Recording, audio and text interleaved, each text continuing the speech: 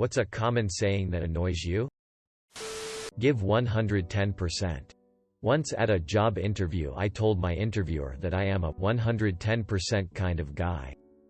She looks me dead in the eye and goes, "We're looking for 150% kind of people." Quote, working for her was an interesting experience to say the least. My boss says his goal is for everyone to be working at 75%.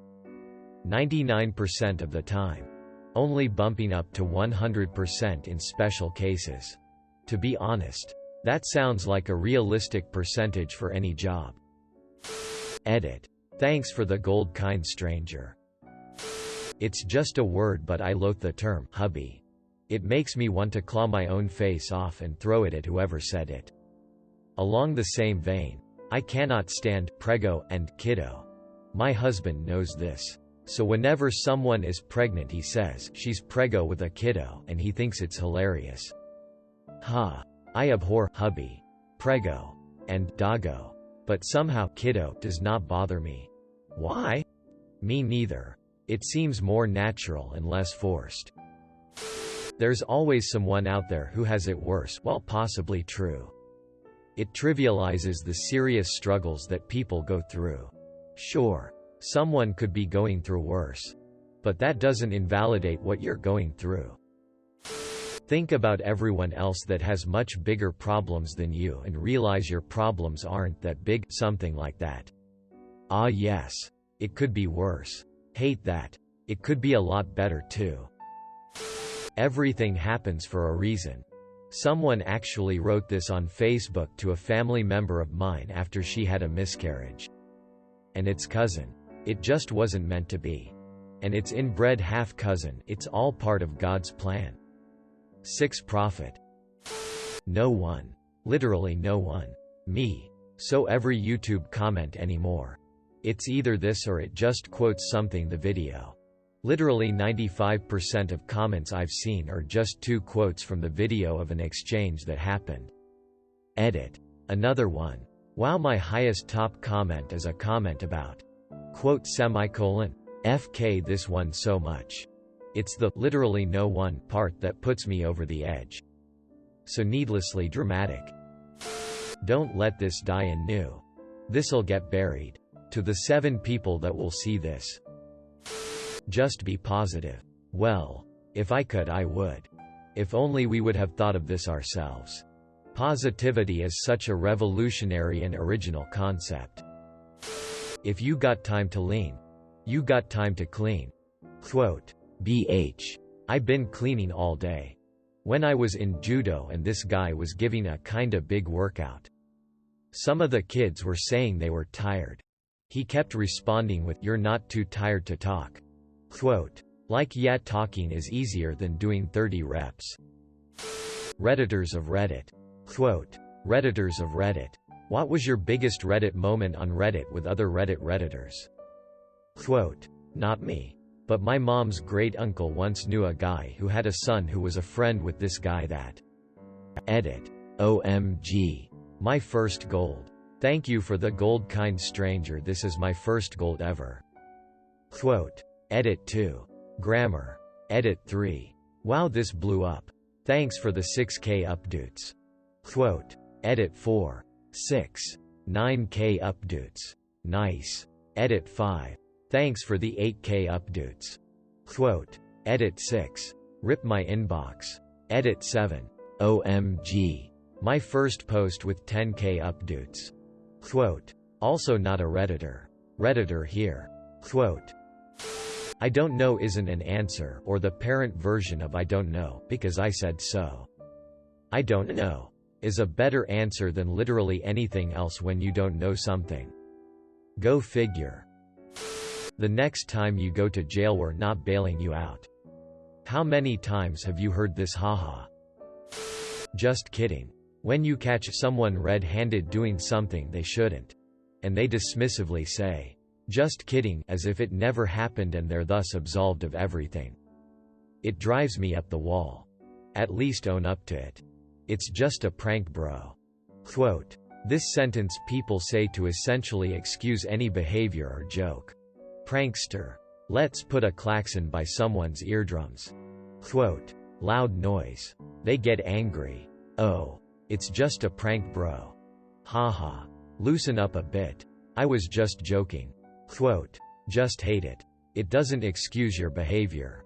It's just because they can't live up to the consequences. There was a girl who used to pull st like this at my high school.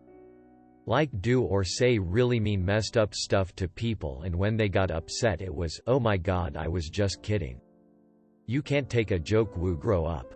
Quote. One thing I'll never forget was her making fun of another student whose mother was extremely ill for being bad at math or something, and I don't remember the exact words, but she basically said, maybe if you weren't so bad at math your mom wouldn't be dying. Obviously the student got really upset and the bully absolutely lost her mind that she couldn't take a joke. Sorry, in what world is something like that considered an even remotely okay joke to make? God, I hated her. My 5-year-old this morning, as I was getting her dressed, said, I hate you, Daddy. You're disgusting, I replied that I didn't appreciate that and started to walk away. She then said, haha, I pranked you. I then told her that it wasn't funny. Or a prank. That saying things like that is not a way to prank people. Etc. I tried my best to explain to her that that sort of thing can hurt people. I hate that anymore most kids media uses that term, prank, for any DN thing. From YouTube videos. To heck, the second Angry Birds movie calls the st they do to each other a prank war.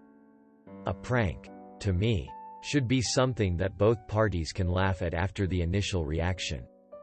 You have to know how your victim will react. Especially if it's something that could cause pain, loss of something of value to the victim, etc. If they told you to jump off a cliff, would you? Quote. It is always a false equivalence. Remember, you wouldn't steal a car, would you? So you shouldn't pirate, copy this movie. But if I could download a car, I would. Or, if everyone, your friends, were jumping off a cliff, would you? If everyone I know was jumping off a cliff, I'd at least have to seriously consider it. My friends aren't idiots. They probably have a reason. I'd have to find out why before deciding. Yeah, not all cliffs are deadly. Some are fun. If you have nothing to hide, then you have nothing to fear. The first and only thing they reply with when people are presented with mass surveillance practices. Pretty sure it was Snowden that responded to this by asking if you would give up your freedom of speech because you had nothing to say. Yep. He said. Arguing that you don't care about the right to privacy because you have nothing to hide is no different than saying you don't care about free speech because you have nothing to say. Quote. My buddy vehemently opposes the word anyways, claiming it is not a word and only anyway is acceptable.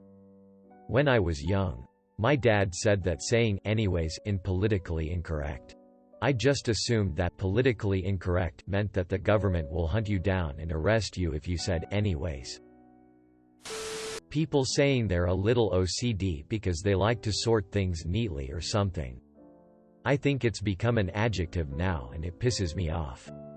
IDKY, cause I don't know anyone with OCD, but it really bugs me when people say, I'm so OCD. I have to have my books color-coded or I just go crazy. Quote. Those types never understand if you tell them you actually have OCD. Either. Now you've just become their OCD buddy. You can both be all zany and quirky together. Anyone else? Insert something that everyone does. No, just me. Okay. Like. Okay. We get it. You're so relatable. Just beg for validation. Why don't you? Am I the only one who? Yes. You're the only one who likes strawberries, Susan. The only FG person on the planet. Irregardless. I just winced. You disgust me. Jamie Lannister sends his irregards. Often. When it's clear that I'm about to say the word. Regardless. I'll say the word. Irrespective instead. I love watching the person's face as they want to get mad but then they realize they're not allowed to. It's a subtle way to FK with people. Nothing can stop a team. If you work your hardest you will succeed. Stuff like that. Nothing can stop a team. How about another team? You weren't supposed to do that. What about like a really big train? Or a bunch of alligators? Hello. We're calling about your car's extended warranty. Quote, my car that was totaled 4 years ago has a crazy good warranty. I can save thousands by paying a small fee via MoneyGram to keep it going. I gave them a fake car and name and they just started calling me again. The car didn't even exist that year. I gave them 2012 Dodge Dart and those dickheads sometimes tell me that model doesn't exist but yet insist calling me. I gave them a new fake car but they keep calling about the 2012 Dodge Dart. Oh my god, those stupid calls. I don't even own a car. Edit. I don't even have a driver's license. Here's the kicker. I have no idea why but it does my head in. Yeah, but it really works when you're introducing a football team. To piggyback off what you said, I had a classmate in college that would use this constantly in our capstone discussion course. Never read the material. Participated in coursework, etc. She would wait until someone finished a really thoughtful analysis and say, to piggyback on that. And essentially repeat the exact same thing. But worse. Eventually my professor said, no. No more piggybacking. Either give me your own thoughts or don't say anything. And then started making her initiate the discussion so she had to speak before the rest of us. It went about as well as you'd expect for her. Applause for your professor. There's this one guy the first work with who does the opposite. In some sense. Sometimes when I explain something to someone, he'll follow up with, no. Blank. But he says the same thing I said. Reworded. And I know there's no important subtlety I'm missing. Either. It's the weirdest thing because he's an intelligent and friendly person. Yet he likes having these little contests on Slack. In his defense though, I love arguing with him. You're pretty blank for a blank. Young for a roller coaster engineer. Yes. Yes I am. Hey. Where's Perry? Thanks for watching. Make sure to like and subscribe to the channel for more videos.